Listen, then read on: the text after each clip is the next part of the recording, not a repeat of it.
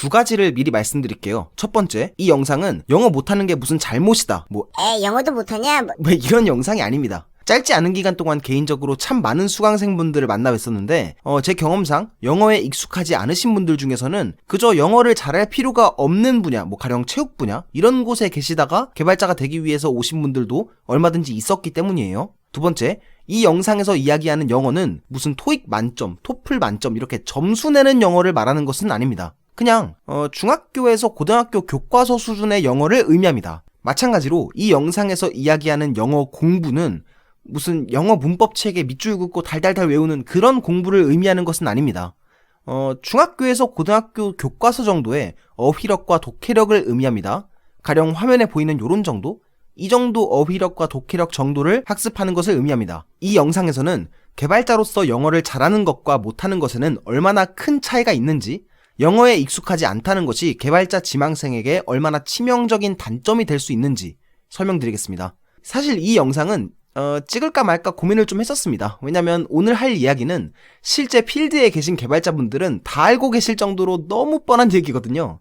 근데 그럼에도 불구하고 이 이야기를 잘 모르시거나 와닿지 않아 하시는 분들이 생각보다 많은 것 같아서 찍게 된 영상입니다. 특히 미성년자 개발자 지망생 분들이라든지 야, 개발자는 코드만 잘 짜면 된대 라는 말을 프로그래밍 언어의 문법만 알면 된대 라는 말로 잘못 이해하신 분들이 특히 귀 기울여 들어주셨으면 합니다. 그냥 단도직입적으로 딱 두 가지 정리해서 말씀드릴게요. 첫 번째, 받아들이는 정보의 양과 질이 달라집니다. 이거는 공식 문서 독해 능력과도 직결되는 이야기예요. 사대주의 이런 게 아니라 인터넷상의 자료는 영어가 한국어에 비해서 압도적으로 많기 때문이에요. 웹상에 존재하는 자료는 압도적으로 영어가 많습니다. 가령 이런 통계가 있어요. 웹상에 존재하는 웹사이트들을 이루는 언어의 60.4%는 영어다. 다시 말해서 1000만 개 웹사이트 중에서 600만 개가 영어를 쓰고 있다. 라는 통계예요. 참고로 이 통계에서 한국어 점유율은 0.8%입니다. 물론 오차도 있을 수 있겠지만 한국어 자료에 비해서 영어 자료가 압도적으로 많다는 건 이해하실 수 있을 거라고 믿습니다. 자, 그렇기 때문에 개발자가 읽어야 할 공식 문서도 자연스럽게 영어가 많습니다. 가령 한국인이 개발한 오픈소스라도 공식 문서는 영어로 만드는 경우도 많이 있어요. 개인적으로 제가 항상 강조드리는 것이 있는데 출처도 불분명한 이상한 한국어 블로그보다 공식 문서가 무조건 더 정확합니다. 그렇기 때문에 공식 문서를 마치 한국어 대하듯이 자연스럽게 읽을 수 있는 사람, 다시 말해서 공식 문서로 학습할 역량이 있는 사람과 없는 사람은 학습의 깊이가 달라집니다. 후자의 경우에는 오개념의 위험이 항상 있게 되죠. 출처가 불분명한 블로그 기반 학습의 위험성은 조만간 영상으로 따로 만들어서 짚어드릴게요. 어쨌든 난 영어 잘 몰라. 할라.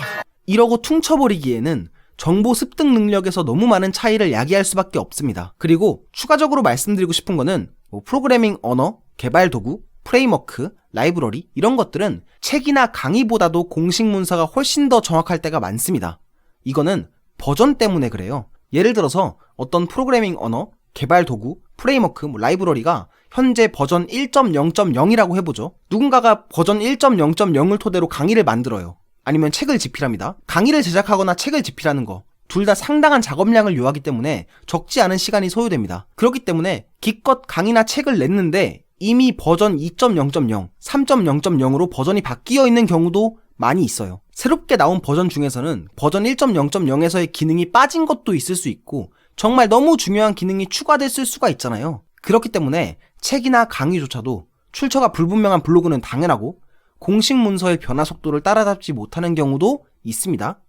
물론 처음 학습을 할 때는 이해를 돕기 위해서 책이나 강의, 블로그를 참고해가면서 학습을 할 수도 있다고 보지만 언제까지나 그럴 수는 없다고 생각합니다. 심화학습을 하고 싶거나 최신 기술, 매우 전문적인 기술을 학습해야 되거나 대중적이지 않은 기술을 사용해야 될 때가 되면 반드시 공식 문서를 읽어야만 할 때가 온다고 봅니다. 두 번째, 디버깅하는 속도가 달라집니다. 이거는 어느 정도 첫 번째와 연관되어 있는 이야기이기도 합니다. 이전 영상에서 말씀드렸듯이 개발자는 프로그램을 만들기만 하지 않습니다. 개발자 업무가 웹사이트 만들기 뚝딱뚝딱 와 접속된다 박수 끝 이게 다가 아닙니다. 개발자 업무는 새로운 프로그램을 만드는 것도 있지만 그에 못지않게 중요하고 골치 아프고 오래 걸리는 업무가 바로 디버깅과 성능 개선, 유지 보수입니다. 저는 어쩌면 이게 더 주요한 업무일 수도 있다라고도 봅니다. 디버깅과 유지 보수를 할 때 오류 메시지를 해석해야 될 때가 오거든요. 근데 가끔 그거를 한국어로 검색하시는 분들이 계시더라고요. 심지어 그거를 네이버에서 검색하시는 분들도 계십니다. 일단 저는 이거는 잘못된 구글링이라고 말씀드리고 싶어요.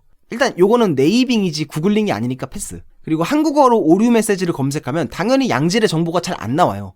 스택 오버플로우를 비롯한 Q&A 사이트, 공식 사이트 같은 곳에서 검색이 잘 안 됩니다. 왜냐면 한국인들 중에서도 한국어 오류 메시지를 보고 해결하는 사람들은 생각보다 잘 없기 때문이에요. 무슨 말이냐면 어떤 프로그램을 설치할 때 프로그래밍 언어나 운영체제나 개발 도구나 프레임워크 같은 곳에서 언어 설정을 할 수가 있잖아요. 그거를 한국어로 설정을 안 해두면은 그냥 영어로 에러 메시지가 나옵니다. 그냥 그 영어 에러 메시지를 보고 디버깅 하시거나 구글링 하시는 한국인 개발자분들도 많아요. 프로그램을 설치하거나 사용할 때 굳이 한국어로 설정해서 쓰는 경우는 생각보다 잘 없습니다. 그렇기 때문에 한국어 에러 메시지로 구글링을 해봐야 한국어 에러 메시지를 보는 사람은 한국인들 중에서도 일부이기 때문에 검색이 잘 안 되는 거죠. 예를 들어볼까요? 가령 비주얼 스튜디오 한국어로 설정해서 코드 잘못 돌리면 이런 오류 메시지가 나오거든요. 근데 이 오류 메시지를 한국어로 검색하는 것보다 영어 오류 메시지로 검색하는 게 훨씬 더 많은 정보가 나옵니다. 또 가령 깃을 한국어로 설정해서 쓰다 보면 이런 메시지도 나오거든요. 이거를 그대로 한국어로 검색하는 것보다 영어 메시지로 검색하는 게 훨씬 더 빠릅니다.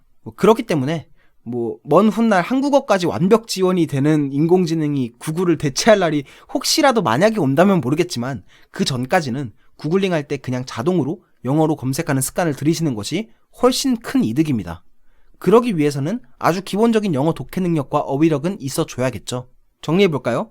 영어에 익숙하지 않은 개발자 지망생분이 계시다면 프로그래밍 언어 공부 이전에 아주 기초적인 영어 공부는 되어 있으셔야 됩니다. 적어도 기초적인 영어 공부와 개발 공부를 병행해야 됩니다. 많이도 필요 없고 저는 중학교에서 고등학교 교과서 수준만 돼도 된다고 생각합니다. 개발자들이 많이 쓰는 영어라고 해서 미사여구, 문학적 표현 이런 다채로운 표현이 쓰이지는 않거든요. 개발과 관련된 어휘가 쓰였으면 쓰였지 일상적으로 잘 사용되지 않는 어휘를 쓸데없이 쓰는 경우는 잘 없거든요. 개발자 지망생분들이 영어를 알아야 되는 이유 첫 번째는 양질의 정보 때문이라고 했습니다. 대표적으로 공식 문서가 있습니다. 두 번째로는 오류 메시지를 구글링할 때 문제 해결 속도가 훨씬 빨라지기 때문입니다. 여담이지만 앞서 공식 문서에 대한 이야기를 했었는데 가령 오픈소스 중에서는 한국어 지원이 되는 공식 사이트, 공식 문서들도 있기는 합니다. 근데 공식 사이트에서 제공되는 한국어 공식 문서 중에서는 영어로 된 공식 문서를 번역하다가 만 경우도 있고요. 최신 버전까지 번역이 완료되지 않은 경우도 많이 있기는 해요.